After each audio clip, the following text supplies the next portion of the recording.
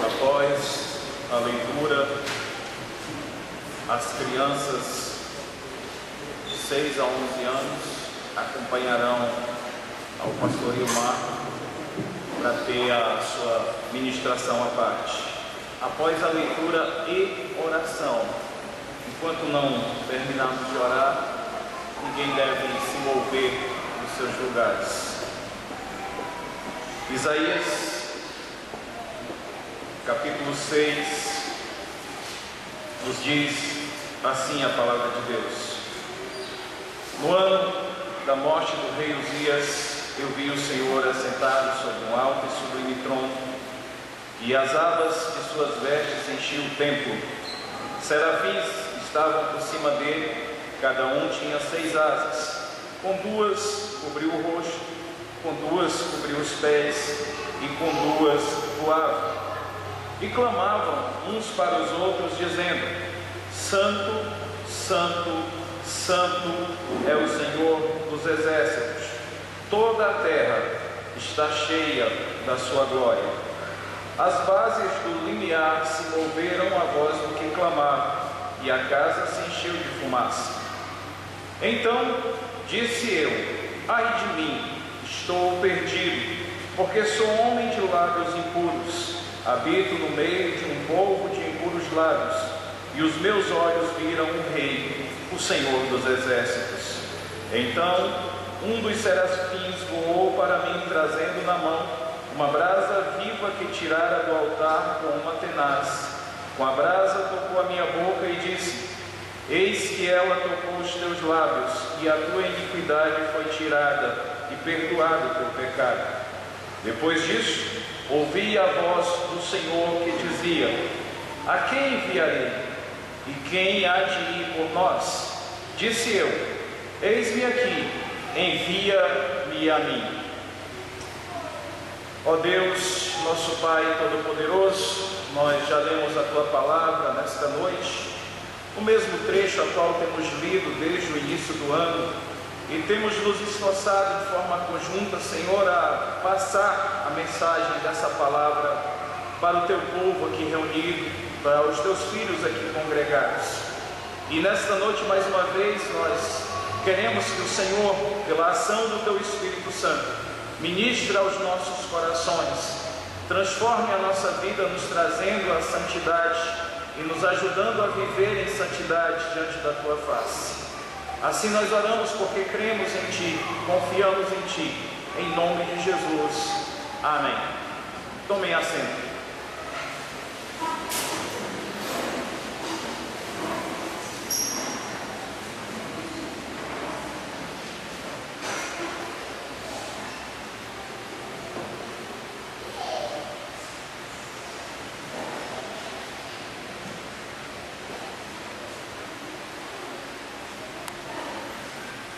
Temos reiterado, domingo após domingo, o significado do termo corandel. Uma vida vivida diante da face de Deus, sob a autoridade de Deus e para a glória de Deus. Isso é corandel. Nos lembrarmos sempre, tudo o que fazemos, tudo o que pensamos, tudo o que dizemos, é feito, pensado, dito na presença de Deus, com a presença de Deus, sempre, sempre, sempre. Devemos nos lembrar que não temos autonomia, não somos seres independentes que podem tomar as decisões que desejarem e fazer a escolha que bem quiserem. Não temos tal direito enquanto cristãos. Mas que todas as nossas decisões, escolhas, feitos, realizações devem ser pensados e realizados segundo o querer e a vontade de Deus, ou seja, debaixo da autoridade de Deus.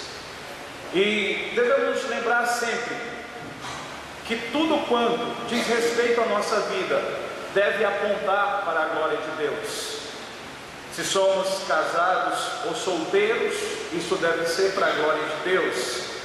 Se tomamos decisões de ir ou vir, a nossa motivação deve ser a glória de Deus. Tendo esse entendimento, nós podemos então dizer que vivemos uma vida corandel. E aí, desde o início do ano, nós pensamos o que nos impede de viver corandel.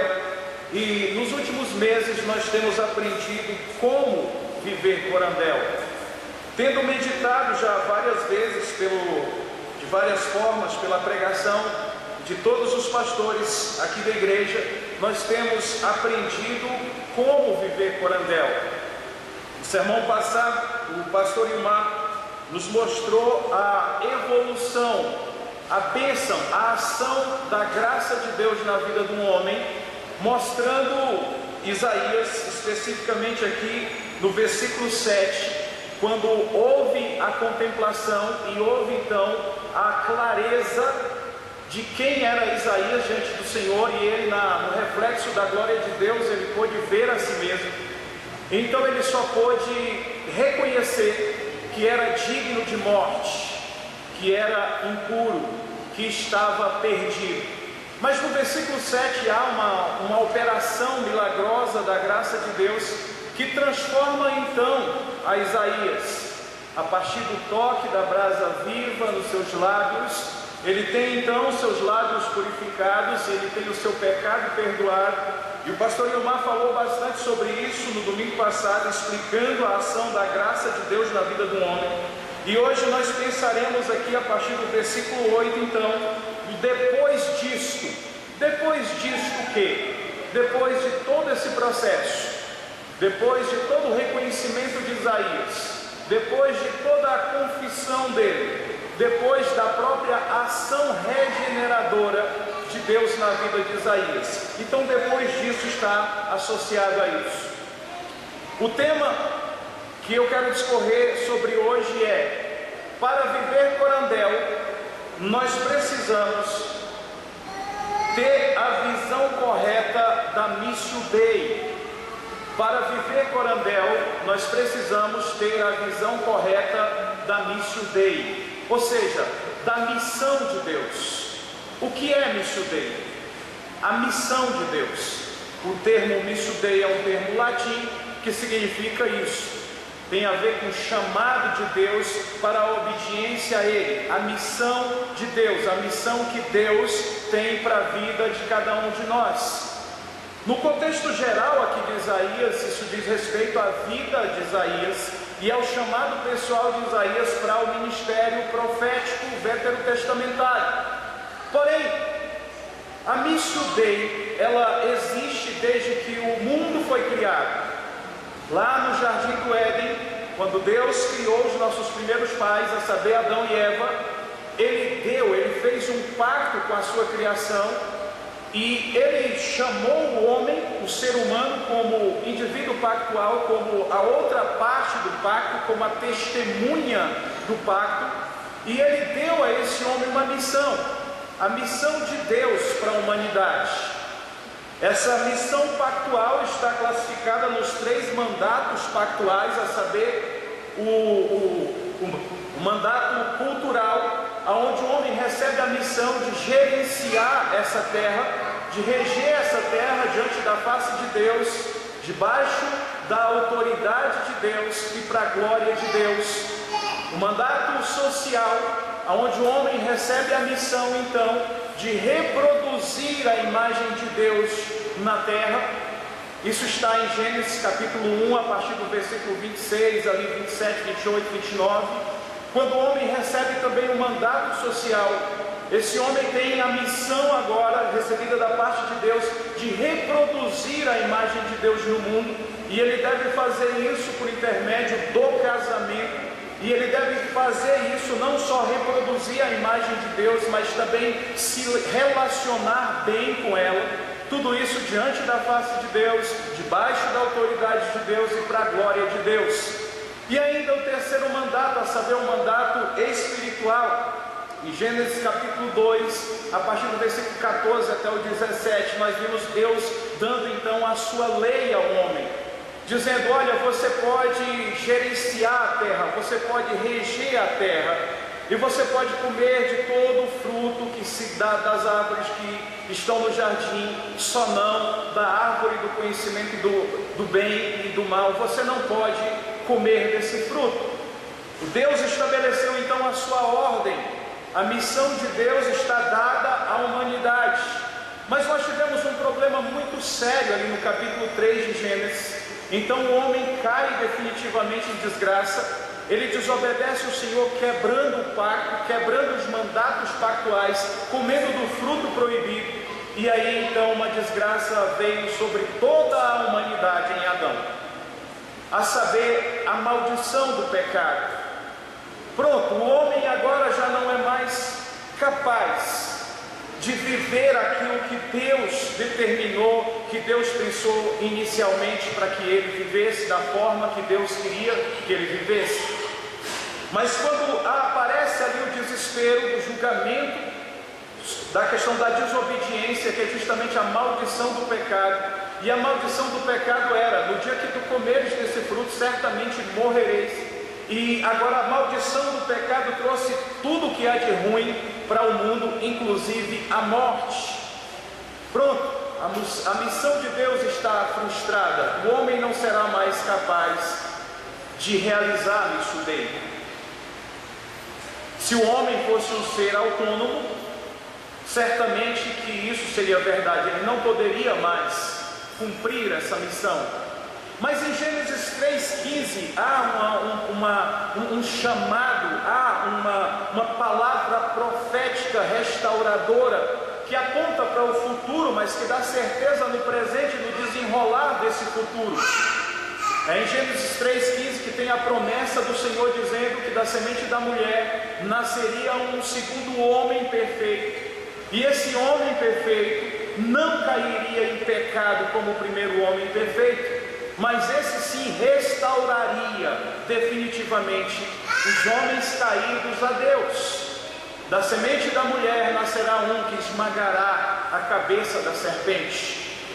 E nós temos então o que nós chamamos na teologia bíblica de proto-evangelho. É só a partir dessa prerrogativa, é só a partir dessa determinação de Deus, então, que o homem agora pode cumprir a missão de Deus. É só o homem restaurado em Cristo que pode cumprir a missão dele. Só aquele homem que já encontrou, só aquele ser humano que já encontrou Jesus, que entendeu a promessa do Salvador, que pode então cumprir a missão de Deus. Para viver por Andel é necessário que tenhamos a visão correta da missão de Deus, da missão dele. Isaías teve essa visão correta, conforme nós já apuramos. Quando ele contemplou o Senhor, ele pôde ver a ele mesmo, e ver as suas incapacidades, e ver a sua condição de condenado, de perdido, a sua condição de impuro, indigno. Mas quando o Senhor escutou então a confissão de Isaías nesse sentido, ele pôde fazer, ele fez o que ele queria fazer de restauração na vida de Isaías. E é exatamente isso que nós precisamos entender. É só em Jesus, só reconhecendo a nossa condição de indigno, que podemos então ser purificados pelo Senhor, para que possamos então cumprir a missão dele, para que possamos cumprir a missão de Deus no mundo.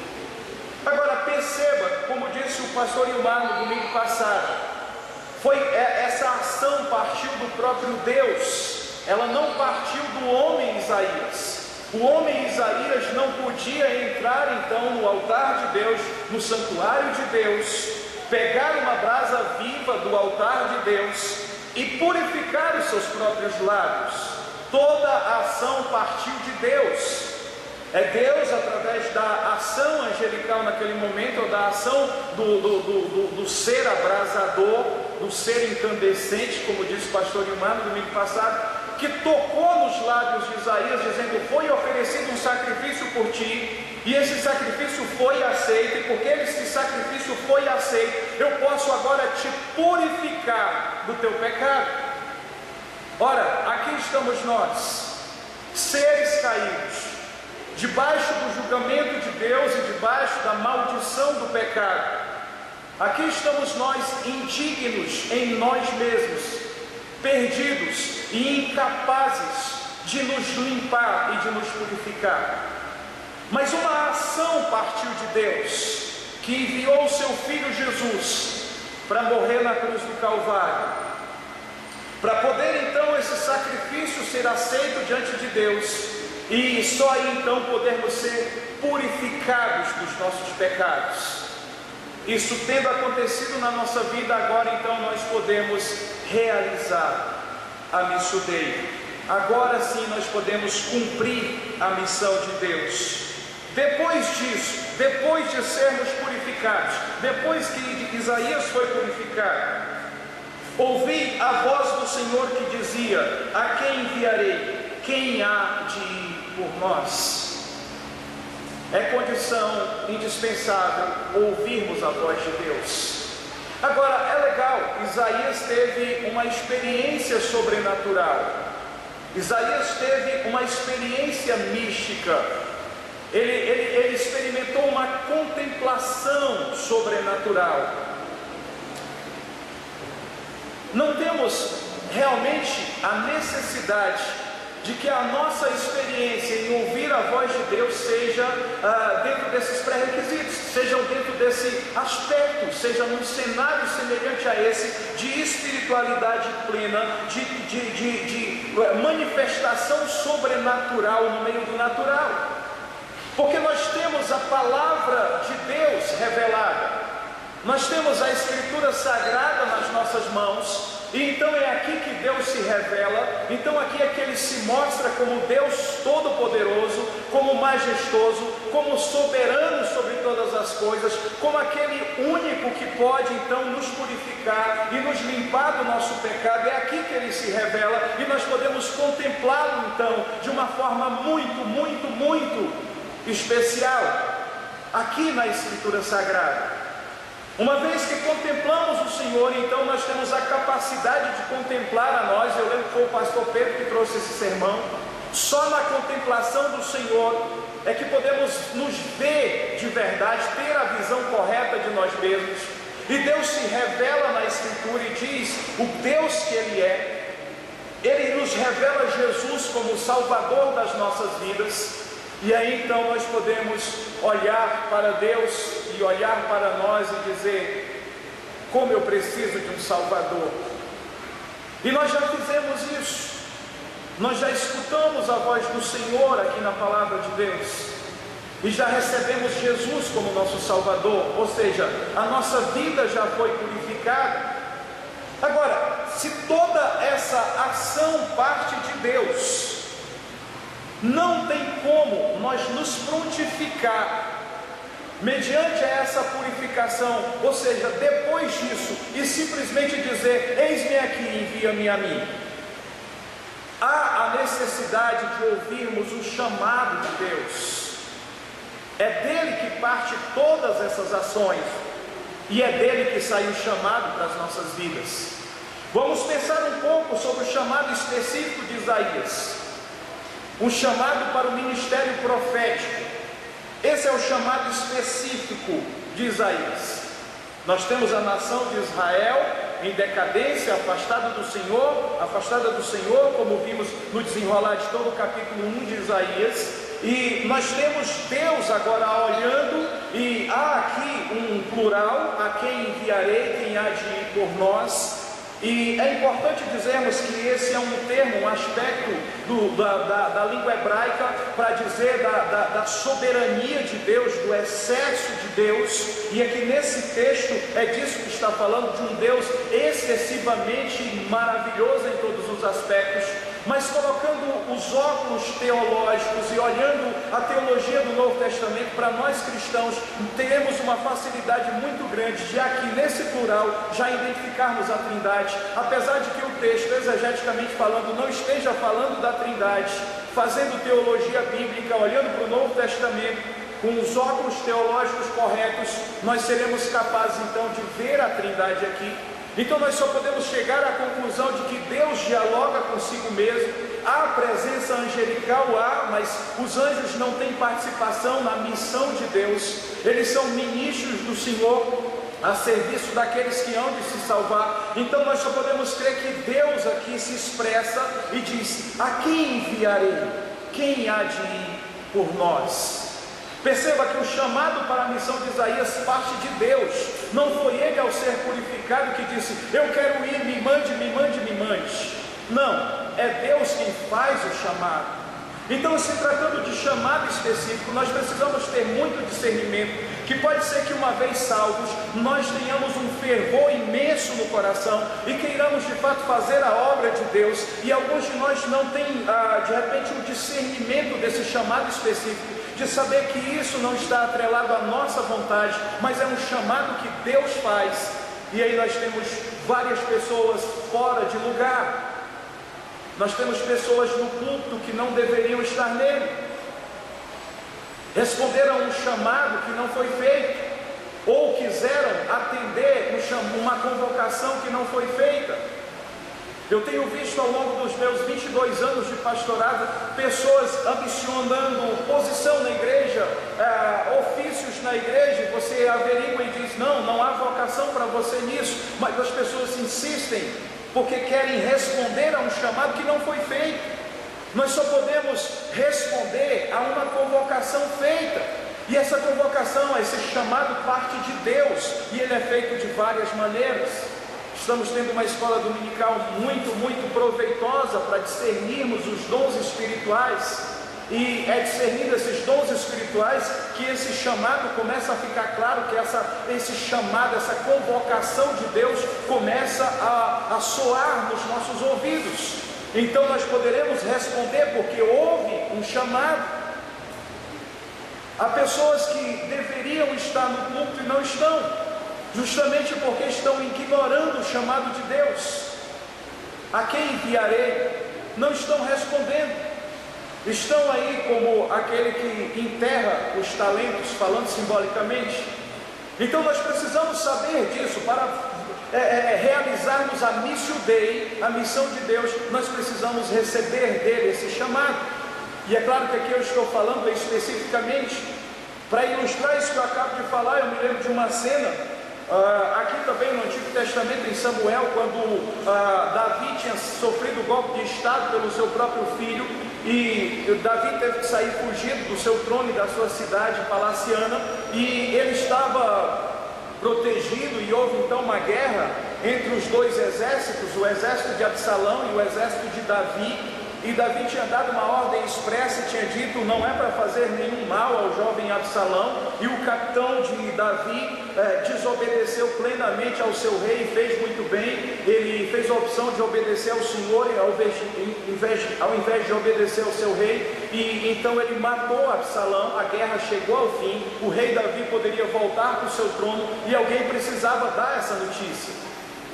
Porém, o Joabe mandou um dos seus emissários, disse: vai, diga ao rei o que aconteceu, e ele foi.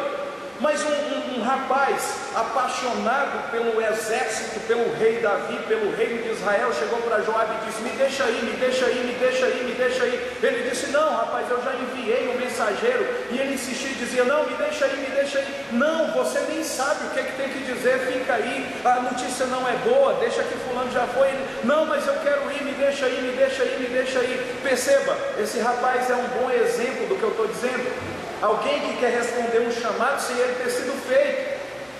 E o Joabe então disse: vá. E ele saiu correndo atrás do primeiro mensageiro, e velozmente ele ultrapassou o primeiro mensageiro e chegou diante do rei Davi. E o rei Davi disse: como está a guerra? E o jovem Absalão está vivo? E ele abriu os braços e disse: rei, eu não sei. Quando pessoas responder um chamado que não foi feito. Eles vão correr até lá e eles não vão saber o que dizer. No aconselhamento bíblico, todo dia encontramos pessoas frustradas, decepcionadas, algumas delas até já tendo abandonado a igreja. E você começa a investigar e você descobre que essas pessoas tentaram fazer a sua própria missão sem Deus ter chamados para fazer. Estão com as vidas fora de sincronia com relação à vontade de Deus. Outro sim, encontramos pessoas apanhando debaixo do chicote de Deus, debaixo da cinta amorosa do Senhor, que corrige os seus filhos amados com açoite. E nós dizemos para essas pessoas: você está em desobediência a Deus, você deveria estar servindo ao Senhor. Ele investiu em você, Ele chamou você e você não está atendendo a esse chamado. As coisas estão todas fora do lugar. Por isso que para viver Corandel eu preciso ter a visão correta da missão de Deus. Saindo aqui do chamado específico, porquanto o chamado específico de Isaías é para o ministério profético, e essa minha fala até aqui é para pessoas que estão na igreja querendo atender chamados que não foram feitos, e para pessoas que estão ignorando o chamado de Deus, estão nos bancos da igreja engolindo mosca, fazendo de conta que não é com eles, levando uma vida irresponsável em matéria de serviços que devem ser prestados a Deus, e essas pessoas realmente precisam acordar. Mas eu quero falar um pouco mais amplamente do que é a missão de Deus, do que é a Missio Dei, de forma generalizada, de forma geral, para todo filho de Deus, aqui presente e em todos os lugares. A missão de Deus continua sendo a questão da obediência pactual. Essa aqui é para todos, do novo convertido ao veterano da igreja. Essa aqui é para todos, homens, mulheres, crianças, idosos. É a missão pactual, é a missão de viver o pacto. Esse chamado de Deus para a sua igreja é para que a igreja viva a Missio Dei, a fim de representar o próprio Deus no mundo, a fim de refletir o próprio Deus no mundo, não só no ambiente da igreja, mas para o mundo caído. É a mesma missão lá de Gênesis 1 e 2, antes da queda, só que agora ela só pode partir de Deus que salva, que restaura, porquanto estamos debaixo da maldição do pecado. Só restaurados em Cristo, isso é uma iniciativa que parte de Deus, é que podemos então entender essas coisas e escutar o chamado de Deus para a Missio Dei, porque a Missio Dei tem esse objetivo: refletir Deus no mundo, representar Deus no mundo, revelar Deus no mundo, não só no ambiente da igreja, mas em todo o reino de Deus, principalmente no meio do mundo caído, para que os escolhidos de Deus vejam a face do Salvador revelado na vida desse cristão que atende o chamado e possa vir ao Senhor, possa responder também a isso, possa ter também os seus lábios purificados e o seu pecado perdoado. Essa Missio Dei precisa ser vivida no mundo, talvez não para simplesmente, talvez não, eu afirmo, não só simplesmente para que o eleito veja a face de Jesus e venha a Cristo, mas até para condenar ainda mais esse mundo, para tornar esse mundo ainda mais indesculpável diante do Senhor. Então nós temos essa missão. De que missão eu estou falando? A mesma questão da vivência dos mandatos pactuais. Eu ainda tenho que obedecer o mandato cultural, eu ainda tenho que obedecer o mandato social, e eu ainda tenho que obedecer o mandato espiritual. Dessa vez eu tenho Jesus me purificando, eu tenho a voz do próprio Deus em Jesus convocando, chamando para essa missão. De que missão nós estamos falando? Vamos começar pelo básico. Qual é a missão? Qual é a missão de Deus para todo homem nesse mundo? Homem do sexo masculino. Homem. Eu não estou falando humanidade da palavra homem. Eu estou falando homem do sexo masculino. Qual que é a missão de todo homem? A primeira de todas é ser homem. Eu não tenho opção. Eu fui criado homem, fui feito homem, e eu tenho que ser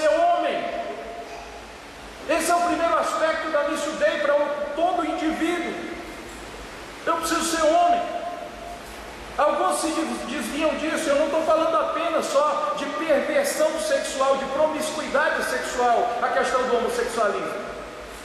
Porque nós sabemos que não é doença. Nós sabemos também que não é uma questão de gênero. Nós sabemos também que não se trata de nada mais além do que indivíduos que escolhem ter o seu prazer sexual, desonrando a Deus que o criou e o fez homem e o fez mulher. Não é doença, não é demônio, não é questão de gênero. É questão de escolher ter o seu prazer sexual destituído de Deus, afastado de Deus, desonrando a Deus, provocando a ira de Deus. E para o inferno, todos que estão no poder, ou seja, onde for, que querem enfiar isso goela abaixo da igreja do Senhor, nós não engoliremos isso, não aceitaremos isso, porque sabemos exatamente o que Deus criou e para que criou. Esses indivíduos que sofrem esse tipo de escravidão, eles podem ser libertos, tendo o mesmo reconhecimento de Isaías, vendo Deus revelado, se mostrando, se confessando como pecador que é, se arrependendo, para ter os seus lábios purificados e a sua vida transformada, o seu pecado perdoado. A esperança para alguns desses indivíduos. E é por isso que nós precisamos cumprir essa missão no mundo. Homem precisa ser homem. E eu não estou falando, como eu disse, só do aspecto de sexualidade, do aspecto do papel geral do homem. Tem hora que você convive com indivíduos, e esses indivíduos, o comportamento saltam aos olhos de quem contempla. Essa semana minha esposa fez um comentário, e claro que eu fico orgulhoso com esse comentário dela, e é um protesto geral de várias pessoas que nós aconselhamos, problemas de vários casais que acompanhamos no aconselhamento bíblico, e sofrimento de várias mulheres que aconselhamos. A reclamação é: eu não tenho um homem dentro de casa, eu tenho um banana. Ele não toma as decisões, ele não se impõe, ele não faz o papel dele.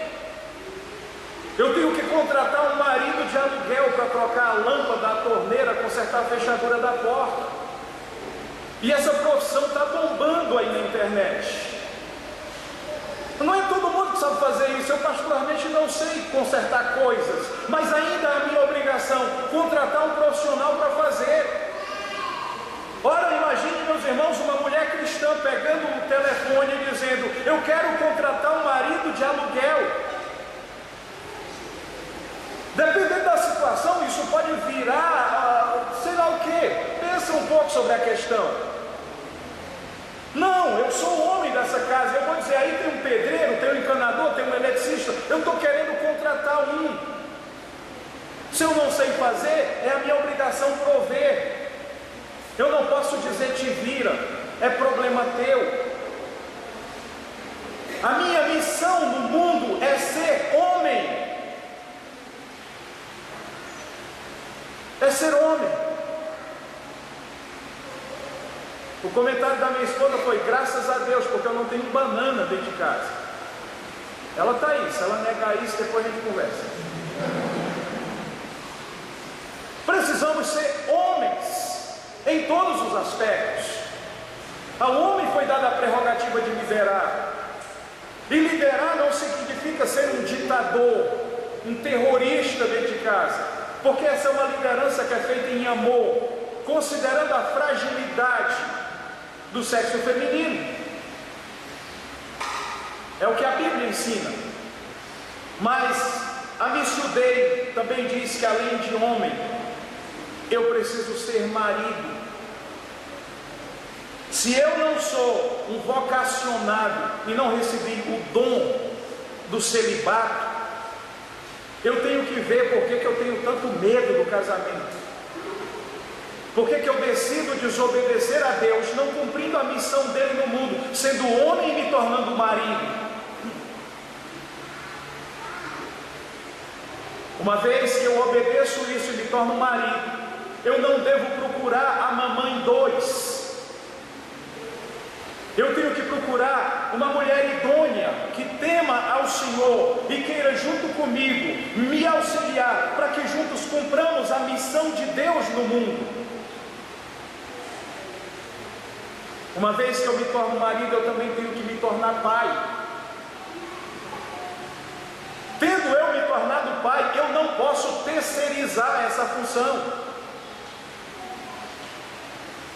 E a primeira terceirização é aquela que parece mais barata.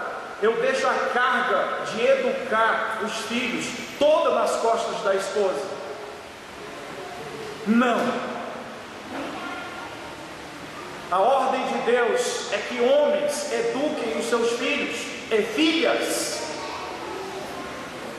É missão do homem, essa é a missão de Deus. Talvez, se homens cumprissem a sua missão de pai, nós não teríamos tantos jovens filhos de cristãos desviados no mundo. Alguns deles até se tornando o contrário disso, como é o problema do homossexualismo, na grande maioria, tanto no caso de homens como de mulheres. Faltou referência masculina, a referência de pai não aconteceu. Isso contribuiu para a perdição do coração desse indivíduo, dessa pessoa, porque não estamos cumprindo a missão de Deus, sendo pai. Eu tenho que ser homem, eu tenho que ser marido, e eu tenho que ser pai. Do outro lado, qual que é então a missão das mulheres? Em primeiro lugar é ser mulher. E tudo que eu disse sobre o homem se aplica a ela, no sentido da sua missão no mundo, no sentido da sua função de auxiliadora. Não, meu querido, eu não posso ser o homem dessa casa, até que eu gostaria, só para desobedecer o Senhor e ter o prazer feminista caído de mandar em ti, mas ainda assim eu não posso. Eu sou mulher. Essas mulheres têm que responder a essa missão de Deus e serem mulheres. Não pode fazer papel de homem. Tem que se sujeitar, tem que ser submissa no Senhor. Tem que ser mulher. Sendo mulher, tem que se tornar esposa, a não ser que tenha o dom escasso, raríssimo do celibato. Tem que ser esposa. Então talvez seja a hora de avaliar o porquê da solteirice. Que tipo de rebeldia opera no coração? Cada caso é um caso, que isso seja bem observado. Mas uma vez que essa mulher se torna então esposa, ela precisa ser esposa. Ela precisa ter as mãos à Escritura Sagrada e cumprir bem o seu papel em honra a Deus, diante da face de Deus, sob a autoridade de Deus. Ah, mas meu marido é muito difícil, não interessa. Outro dia uma veio falar comigo e disse: meu marido é um jumento. E eu disse: olha, se o teu marido tem cumprido a missão dele no mundo como um jumento, então a tua missão é de jumenta, porque você precisa ser submissa a ele. Vamos começar a conversa por aqui.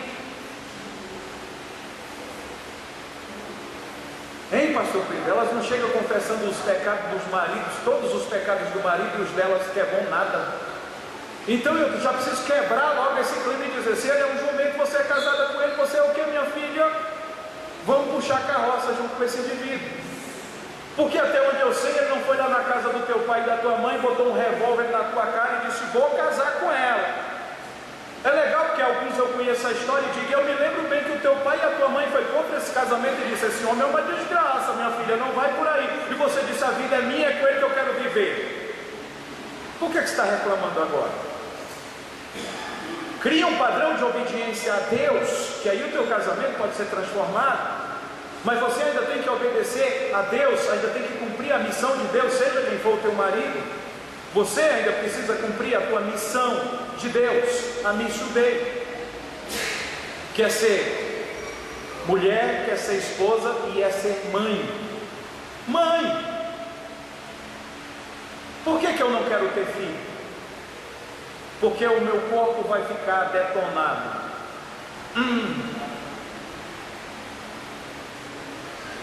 Vai ficar destruído. Eu vou ficar feio e ele vai procurar outras na rua. São até boas desculpas, mas a tua missão não é conservar o teu corpinho sempre bonitinho e ser a sedutora permanente que escraviza os desejos carnais do teu marido. A tua missão é gerar filhos. Lembre-se, eles são a herança de Deus. É assim que Deus vai perpetuando a sua imagem na terra. A missão de Deus precisa ser cumprida. E aí finalmente nós temos então esse casal que precisa entender essa missão de Deus. Nos aconselhamentos pré-nupciais e até nos aconselhamentos para casais em crise, nós vimos sempre um egoísmo sem medida na vida desse casal. Começando com essa decisão de não ter filho, por exemplo, começando com aquela coisa de não cumprirem bem os seus papéis, nem o homem nem a mulher, e daí tem a questão da criação dos filhos, uma omissão generalizada, uma carga mais pesada do que devia sobre a outra, e essa bagunça toda, porque não estão cumprindo a missão de Deus. Então essa família também não vai cumprir a missão dele. Nos aconselhamentos pré-nupciais eu pergunto: por que você quer se casar? A resposta quase sempre é para ser feliz. Não é a missão de Deus para os casais. Não é essa. Eu pergunto o que é o casamento, eles não sabem. Quando muito me dão uma resposta meramente descritiva, ou o conceito de casamento, conceito social de casamento. Não é disso que eu estou falando, porque o casamento cumpre esse papel. É o homem se juntando à mulher, se tornando uma só carne e gerando filhos, que o casal, a família pode refletir a Trindade no mundo, pode refletir o Deus Pai, Filho e Espírito Santo no mundo.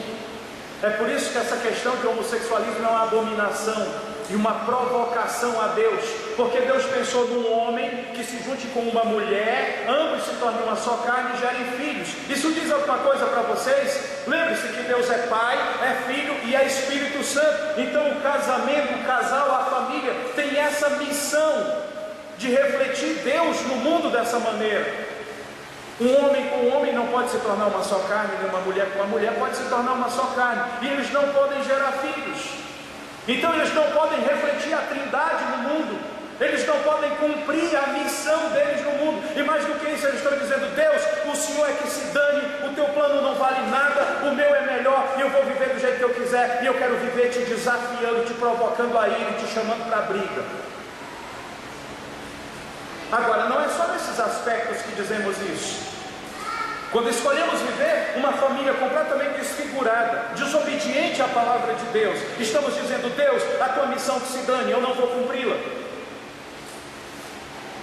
Quando escolhemos não disciplinar, não corrigir os nossos filhos à luz da Bíblia, estamos dizendo: que se dane a tua missão, Deus, eu não estou nem aí. Não é a tua herança, que o Senhor cuide dela. Quando casais egoístas acham que os filhos são propriedades suas, não são. Você vai morrer e o teu filho vai ficar, porque ele é herança de Deus. Você não vai levar ele com você, porque ele não é teu, ele é de Deus. Outro problema do aconselhamento: pais que constroem uma idolatria ao redor dos filhos assustadora. Não entendendo o que é a missão de Deus.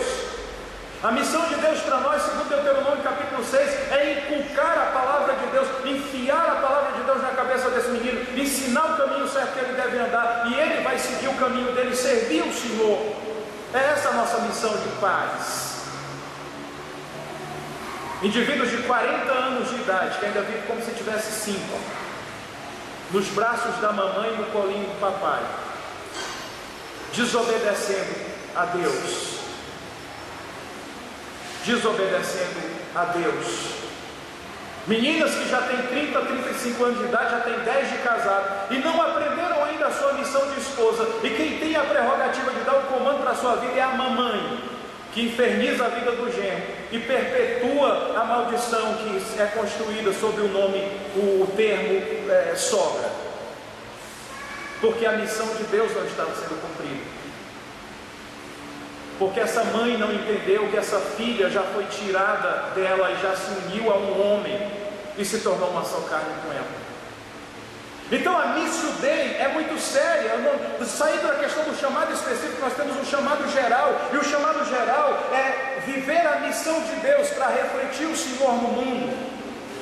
Para viver Corandel, nós precisamos ter a visão correta da Missio Dei, e essa é a nossa missão.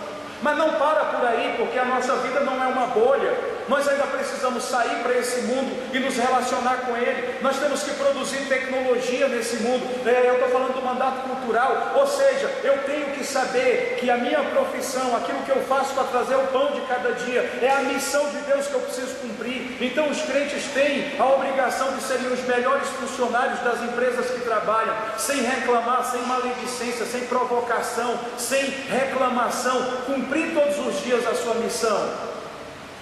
Talvez alguns de nós somos como o seu Madruga, né? Ele afirma em alta voz, dizendo: não há trabalho ruim. O ruim é ter que trabalhar. Não, nenhum nem outro.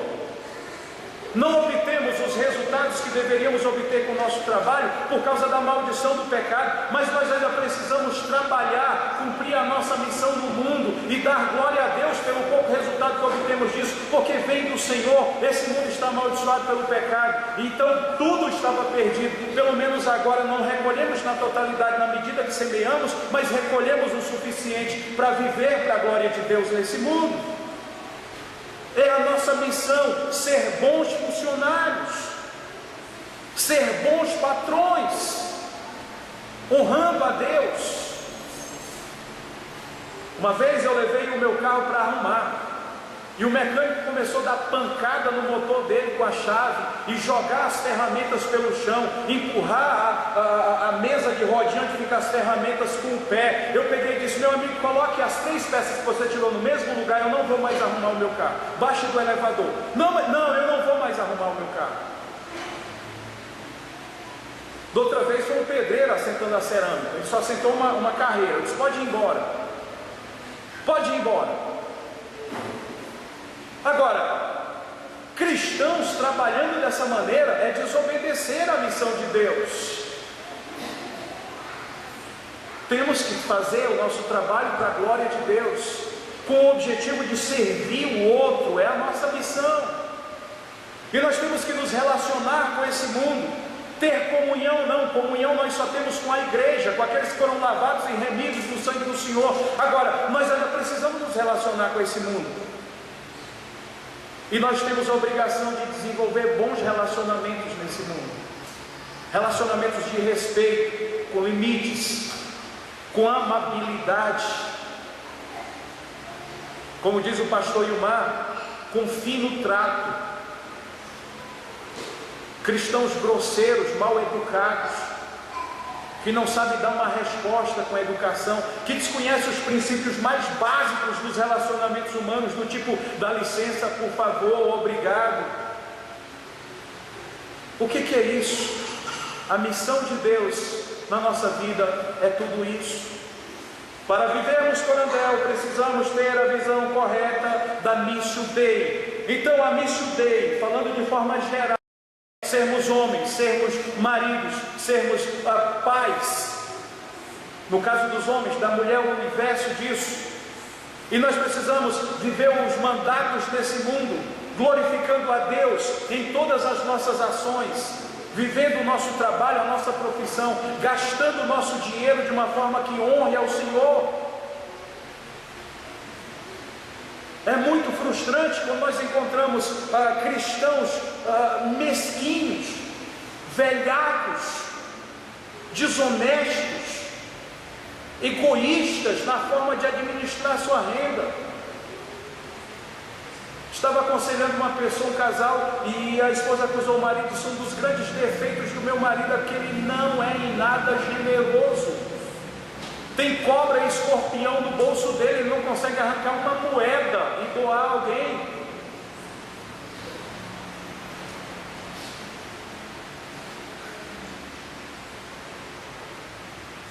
Cristãos que não conseguem obedecer a Deus e ser dizimistas.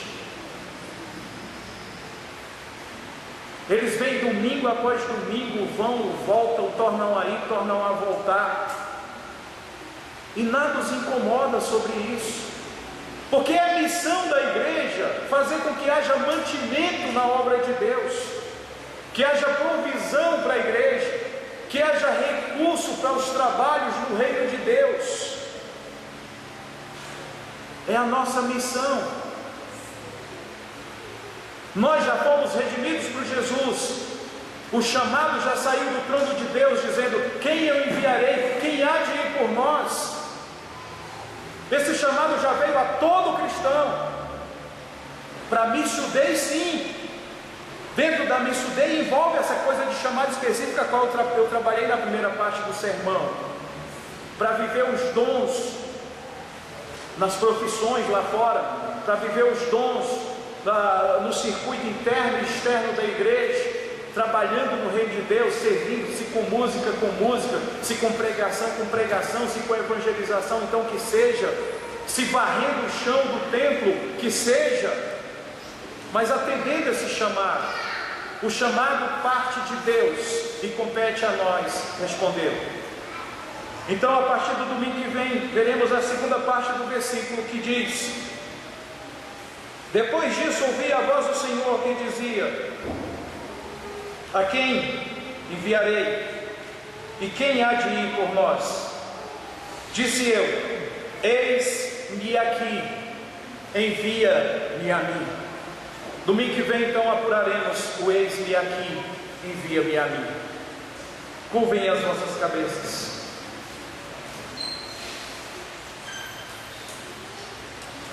Senhor, nós fomos desafiados nessa noite a ter uma visão correta da Tua missão em nossas vidas. Missão essa que é bem ampla e que é específica.